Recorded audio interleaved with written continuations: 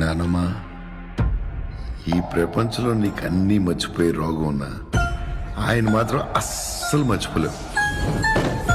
గంగమ్మ, మన time start అయింది. Love you. అలాగే రాజా సాబ్. రే కనకరాజు, నాకు నీ గురించి తెలుసుకోవాలంది. నిన్ను చాలా మిస్ అయ్యా.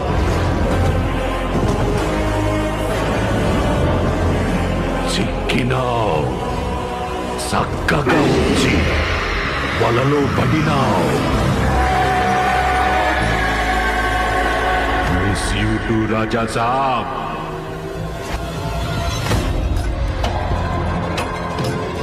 ఈ ఇల్లు ఒక మైసభ.